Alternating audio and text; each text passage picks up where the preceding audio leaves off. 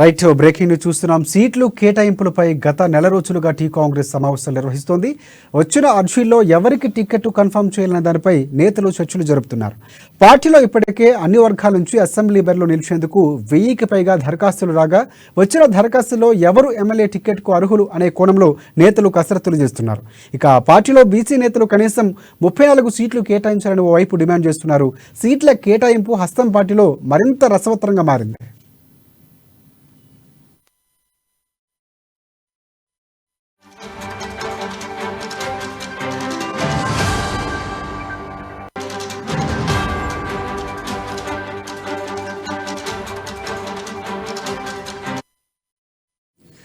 Right breaking news చూస్తున్నాం. సీట్లు కేటాయింపులపై గత నెల రోజులుగా టీ కాంగ్రెస్ సమావేశాలు నిర్వహిస్తోంది. వచ్చిన అర్జీలో ఎవరికి టికెట్ కన్ఫర్మ్ చేయాలనే దానిపై నేతలు చర్చలు జరుపుతున్నారు.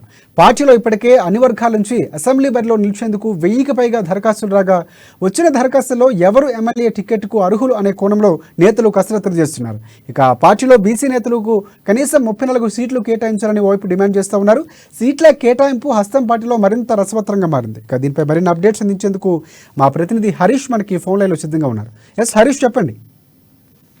Right, thank you Rajasekhar. Congress పార్టీకి సంబంధించిన అభ్యర్థుల ఫిల్టరింగ్ ప్రక్రియ ఢిల్లీ వేదిక స్క్రీనింగ్ కమిటీ సమావేశాలు జరుగుతున్న నేపథ్యంలో కూడా భారీ ఎత్తున కాంగ్రెస్ పార్టీకి అనూహ్య స్పందన వచ్చింది. అభ్యర్థుల దరఖాస్తులకు సంబంధించి కూడా 1000కి పైగా కూడా దరఖాస్తు చేసుకున్న నేపథ్యంలో ఉన్నది. గత కొన్నేళ్లుగాడు కాంగ్రెస్ పార్టీకి సంబంధించి కూడా బీఆర్ఎస్ తెలంగాణ ప్రత్యేక రాష్ట్ర ఏర్పాటు తర్వాత బీఆర్ఎస్ పార్టీకి అనూహ్య స్పందన వచ్చింది. ప్రజల్లో కొనసాగుతున్న నేపథ్యంలో కూడా 2 దఫాలుగా కూడా బీఆర్ఎస్ పార్టీ అధికారంలో నేపథ్యంలో కూడా ప్రజలు మార్పు కోరుకున్న అవకాశాలు కనిపిస్తుంది. దీంట్లో భాగంగానే కాంగ్రెస్ పార్టీకి ఏదైతే దరఖాస్తుల ప్రక్రియ చూడవచ్చు, మనం ఒక 1000కి పైగా కూడా దరఖాస్తులు వచ్చిన నేపథ్యం ఉన్నది. ఈ నేపథ్యంలో ఆ ఫిల్టరింగ్ ప్రక్రియ కొనసాగుతుంది. ఎవరైతే ఎమ్మెల్యే ఆ నియోజకవర్గానికి సంబంధించి కూడా ఎమ్మెల్యేలకు సంబంధించి ఆ నియోజకవర్గానికి ఎవరికి టికెట్ కేటాయించాలనే పైన కూడా ఇప్పటికే వాళ్ళ దఫాలుగా కూడా గాంధీ భవన్ వేదిక కూడా సమావేశం అయింది. ఢిల్లీ వేదిక కూడా 2 సార్లు సమావేశం ఉన్నది.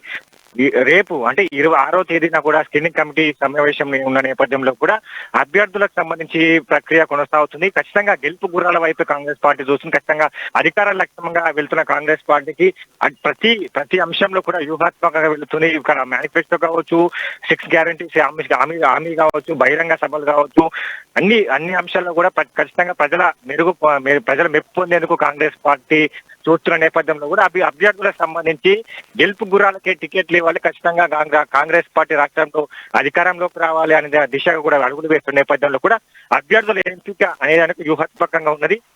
అభ్యర్థులు ఇంకా ఎంపికకు సంబంధించి కూడా ఇప్పటికీ ఫిల్టరింగ్ ప్రక్రియ కొనసాగిన నేపథ్యం ఉన్నది.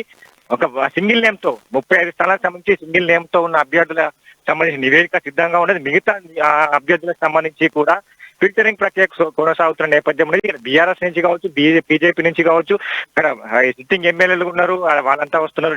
జెడ్పీటీసీలు, ఎంపీటీసీలు వీళ్ళంతా కాంగ్రెస్ పార్టీ వైపు చూస్తున్నారు. కాంగ్రెస్ పార్టీ వైపు వస్తున్న నేపథ్యంలో కూడా వాళ్ళకి సంబంధించిన అంశాలు కావచ్చు, ఇక్కడ బీసీలకు సంబంధించి కూడా అత్యధికంగా ఓటు బ్యాంక్ కలిగిన రాష్ట్రంలో బీసీ సామాజిక వర్గం ఉన్నది. దాదాపు 60% మేర బీసీ ప్రజల సామాజిక వర్గం ఉంటారు. ఆ ఓటు బ్యాంక్ అంతా కూడా బీసీల వైపు ఉంటారు. మిగతా సంబంధించి కూడా ఇక్కడ ఎస్సీ ఎస్టీ సంబంధించి ఎస్సీ ఎస్టీ నియోజకవర్గాలకు సంబంధించి కూడా వాళ్ళు టికెట్లు ఆశిస్తున్న నేపథ్యంలో మిగతా ఇంకా కొన్ని పెంచేయాలి, జనరల్ సీట్లు పెంచేయాలని చెప్పేసి ఎస్సీ ఎస్టీలు వాళ్ళు డిమాండ్ చేస్తున్న పరిస్థితి. ఇప్పటికే బీసీలకు సంబంధించి కూడా 34 స్థానాలు కేటాయించాలని బీసీ నేతలు కూడా సమావేశం పెట్టారు. ఢిల్లీ వేదిక కూడా ఇప్పటికే 4 రోజులు అక్కడే నిన్న ఖర్గేతో కేసీ వేణుగోపాల్తో చర్చలు జరిపిన నేపథ్యం ఉన్నది. అంటే ముఖ్యంగా చూస్తే కాంగ్రెస్ పార్టీకి సంబంధించి గెలుపు గుర్రాలకే టికెట్ ఇస్తామన్న నేపథ్యం ఉన్నది. కాబట్టి ఇప్పటికే బీసీలకు సంబంధించి 25 టికెట్లు ఇస్తామన్నట్టుగా వాళ్ళు చెప్తున్న పరిస్థితి ఉంది. కాబట్టి సర్వే నివేదిక ఆధారంగా కూడా ఇప్పటికే టికెట్ల ప్రక్రియ కొనసాగుతుంది. ఆ నియోజకవర్గానికి సంబంధించిన అభ్యర్థి బలహీనతలు ఏంటి, అక్కడ నియోజకవర్గానికి సంబంధించి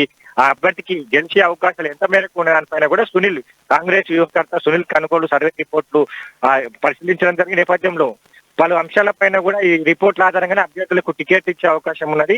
ఈ నేపథ్యంలో అంటే కొన్ని నియోజకవర్గాలకు సంబంధించి బీసీ నేతలు ఇక్కడ 34 టికెట్ పట్టుబడుతున్న క్రమం కావచ్చు, ఇక్కడ ఎస్సీ ఎస్టీలకు సంబంధించి కూడా వాళ్ళకు ఇప్పటికే 12 నియోజకవర్గాలకు సంబంధించి టికెట్లు ఆశిస్తున్న నేపథ్యం. ఇక దాన్ని 15 లేదా 16 టికెట్ల నియోజకవర్గాలు కేటాయించడానికి బీసీ నేత, ఎస్సీ ఎస్టీ నేతలు డిమాండ్ చేస్తున్న పరిస్థితిలో కూడా మరోసారి సర్వేలు చేయాలని చెప్పేసి కూడా అధిష్టానం నిర్ణయించుకునే నేపథ్యంలో సునీల్ కనుగోలు సర్వే రిపోర్ట్ తో భాగంగా మిగతా సర్వే సంబంధించిన మరోసారి అన్ని నియోజకవర్గాలకు సంబంధించి ఏదైతే విభేదాలు ఉన్న నియోజకవర్గాలు కావచ్చు, బీసీలకు సంబంధించిన 34 స్థానాలకు సంబంధించి బీసీ నేతలు ఎవరైతే ఉన్నారో ఆ నియోజకవర్గాల్లో మళ్ళీ రీసర్వే చేయాలి. రీసర్వే చేసిన తర్వాత ఖచ్చితంగా గెలిచే అభ్యర్థికి టికెట్ ఇవ్వాలనే కోణంలో కూడా కాంగ్రెస్ అధిష్టానం ఉన్న నేపథ్యంలో దీనికి సంబంధించి టికెట్ల అంశానికి సంబంధించి ఒక ఏదైతే అక్టోబర్ చివరి వారంలో ప్రకటించే అవకాశం కనిపిస్తుంది. ఎందుకంటే ఖచ్చితంగా కాంగ్రెస్ పార్టీ ఈరోజు కర్ణాటకలో కూడా ఇలాంటి సర్వే రిపోర్ట్ల ఆధారంగా టికెట్లు కేటాయించడం జరిగింది.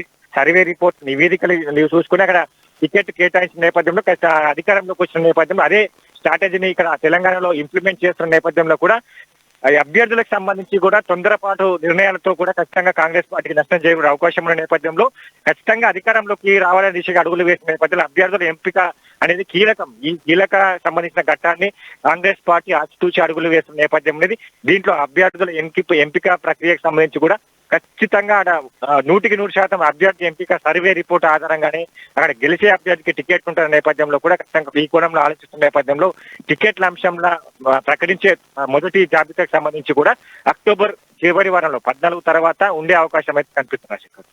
Right thanks for updates Harish.